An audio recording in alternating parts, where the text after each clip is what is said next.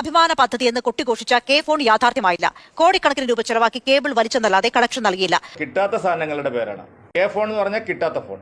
ഇവിടെ ഇരിക്കുന്ന ആർക്കെങ്കിലും കെ ഫോൺ കിട്ടിയിട്ടുണ്ടോ? കെ ഫോൺ കിട്ടിയവര്, കെ ഫോണിന്റെ കണക്ഷൻ കിട്ടിയവരൊന്ന് കൈവക്കാവോ? എവിടെ എത്തി കെ ഫോൺ? അട്ടപ്പാടിയിലെ ആദ്യ കെ ഫോൺ കണക്ഷൻ മലയാളികളുടെ പ്രിയ ഗായിക നഞ്ചിയമ്മയ്ക്ക്. അട്ടപ്പാടിയിലെ 250 കുടുംബങ്ങൾക്കാണ് ആദ്യഘട്ടത്തിൽ സൗജന്യമായി കെ ഫോൺ സേവനം കിട്ടുക.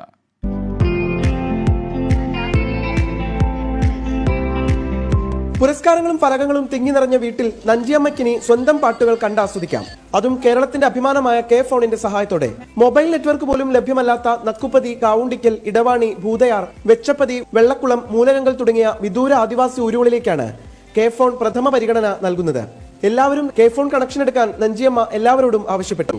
എല്ലാ അട്ടപ്പാടി മക്കൾക്ക് എല്ലാ ഊരൂരൊക്കെ ഒരു സൗകര്യം പണി വരുന്നത് ഗവൺമെന്റ് തന്നെ. അപ്പൊ അതിനെ എല്ലാവരും ഏറ്റെടുക്കണം. നമ്മളുടെ ഒരു ഇതുക്ക് വേണ്ടിയിട്ടാണ് ഗവൺമെന്റ് തരുന്നത്. അത് എല്ലാവർക്കും ഉപയോഗപ്പെടുന്ന ഒരു കേബിളാണ്.